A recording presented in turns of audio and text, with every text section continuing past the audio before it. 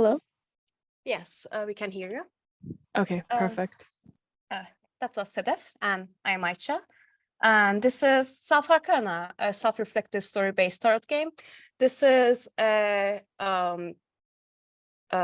research through design paper, so we will show you both the design and the research. And this is our first seminar, so we are both very excited. Sedef? Sure, hello. First of all, I'm so glad to be here today, even if it is on Zoom. But yeah, so to move on to the presentation.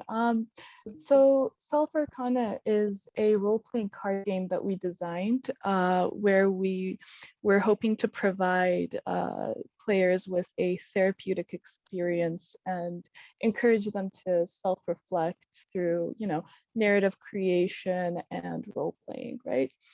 A key aspect of the game is that players are asked to design their own cards personal to them before the game session. So they are asked to think about symbols that are relevant to their lives and to them personally, right? We took a research through design approach when we were designing the game. So we would start out with a sort of intuitive design and then through research develop that and then create further iterations of the game. So for example, the very first prototype of this game was was a game where players were required to use the traditional Rider-Waite-Smith tarot deck, right? And yeah, that's, I think, the basic summary of the game. I think we can move on to the next slide. This is our the first card designs we had. First, we took a intuitive approach to this. So we first experimented with symbols and motifs that was special to our lives before we started on the research. The top row is my cards, and the bottom row is Sedef's cards. And in the first iteration of this project, we were using the Rider-Waite-Smith card, but we realized that not all players are familiar with the tarot imagery. So we were like, okay, why shouldn't we use like imagery and like symbols like specific to the players themselves, so they can have better connection to the cards.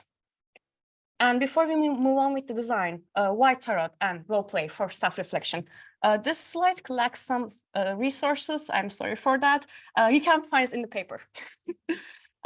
So to summarize the research part of it, is that we worked on, like we built this upon Jung's individuation process, and both individuation and role-playing uses active imagination, which is basically playing with the subconscious and unconscious parts of oneself and even putting them in dialogues. And in order to do this, you can employ archetypes. So the logic is that in order to help the players, in order to self-reflect and become more in peace and whole with themselves, individuation can be a good tool. And in order to do this, role-play can be a good tool also. And where do we find archetypes and in like abundantly? Tarot. And tarot can also be used for storytelling purposes, as it's basically one of the first original purposes before it was used for occult reasons. We also wanted to let the players do their personalized cards in order to help them with the immersion, but as well as help them create their own semiotic language, semiotic system, where they can explain themselves and their own lives through their own language, basically. So when we were designing the game, we wanted to create a guideline for players to be able to go off of to then create their own cards, right? Because if we left it too freeform, it could prove to be difficult. So we decided to use the traditional tarot deck, which is the Rider-Waite-Smith deck. as our lead off to create a guideline for players. And when we were looking at this deck and analyzing it, we found that common themes were present within the different cards, and then these themes could be grouped together to then simplify the deck, which we'll expand more on later. And that's how we wanted players to create their cards. As for character creation, well, because this game is a game that has the goal of self-reflection from the, I guess, very beginning, we don't want players to create these characters with extensive backgrounds that they needed to make detailed character sheets for. Rather, we wanted them to play as some form of themselves. And on the slides, you can see the different types of character types that we encourage players to create their characters off of. And this was based on Sarah Lynn Bowman's 9 types of role-playing characters.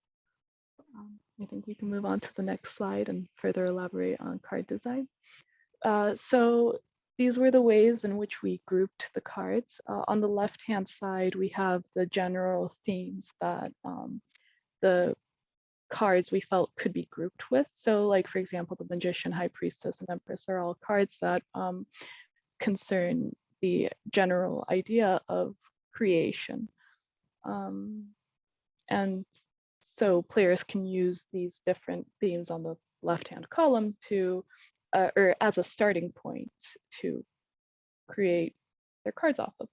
And then going further on the next slide, we have a few example cards. We took the cards that Ayça created, and we found that the general themes that we had in the last slide on the left-hand column, they could also be grouped together to represent the upright and reversed positioning of the cards. These don't necessarily have to be opposite concepts. They could be parallel concepts, right? So the mother, for example, source of power and duty, they're not necessarily opposing concepts, rather they're parallels. So these are also ideas that players can use to create their own cards. And this way they don't have to like design a huge deck, that would be too much hassle. But this way this could be more compact and way more rich with meaning also, as it has like double meanings. To move on with this design, we want to use spreads, which is kind of mimicking the tarot reading style. But for the reason we are using spreads is to give a narrative structure so that players can create stories with the cards they have designed. For example, this can be a 5-act story structure or a past, present, future type of thing. Any type of structure that will help the players to create their own stories with their cards. The game has 2 stages, technically 3, because the first stage will be repeated for every player, where in the first stage, players role play with their own 5 cards, while the other player acts as a GM, not exactly as a GM, but more of a helper, in order to help them create their own stories. And at the last stage, players join cards together and create a story together, as in like a form of a dialogue, in order to help each other with their symbols. We want to add location, as we think that players, if they played in a familiar setting that has memories and symbolism relevant to them, it would help them get immersed with the story and help them self-reflect, as locations can be filled with important aspects for people. And we also want to incorporate rituals, which was inspired by Doris Rush research, because we wanted to, one, enforce the spiritual aspect of the game, but as well as help the players reflect on their cards. So the rituals can include choosing one card to keep, one card to burn, and one card to change, basically. the players are also encouraged to bring items or symbols related to the setting in order to enhance the immersion. Now we are going to talk about the playtest and the what we are thinking about with the project in the future. The sample scenario was a bar at the end of the world, which was also the scenario that was used in the initial playtest. This scenario resonated with both of us, so we went for this scenario. We did a bit of an improvisation. We didn't want to, in the first playtest, we wanted to do a free form testing in order to see how the cards feel without the structure. And we kind of did like I don't know if it counts as a method acting, but like there was music that was, and a bit of drinks, but yeah. And we had some ideas. Do you want to go on first? Sure. I guess we like set the scene, right? Yeah. So I think with me, like personally, I don't really have an extensive history with role playing and improvisation in games.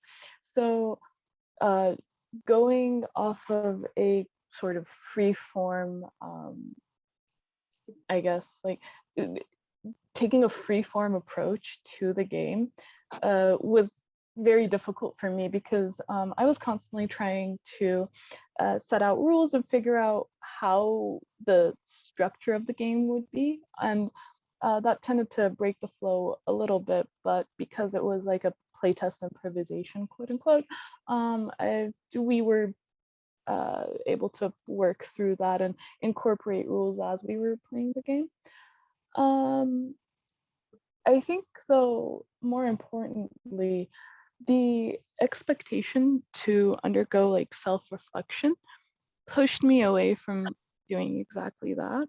So I found myself throughout the game using the cards and layouts to sort of create a narrative and tell stories rather than take a role-playing approach, if that makes any sense, right? So it is more like us creating stories and like reflecting on it later. Exactly. So the stories are built through the cards, and then later on, perhaps like at an end game session, you can regard the stories and sort of figure out what they mean to you, and I guess reflect on the stories that were created during the game. Yeah. From my perspective, I did feel like a connection to the cards I designed, and like it actually pushed me to roleplay as the archetypes I designed for my cards, which was an interesting experience. But one of the limitations of our research is that we do not have different playtesters. So in the future, we want to playtest it with different, different types of people, like people with varying experiences of role play, but as well as different types of relationships, because Sedef and I are quite close. So it was also interesting to trying to do a session like this with someone you are very close to, which can have its advantages and disadvantages. And also we want to create a better structure, as we felt like the free form might be too free, but at the same time, it can depend on the player's preferences. So yeah, this was our work in progress paper / design.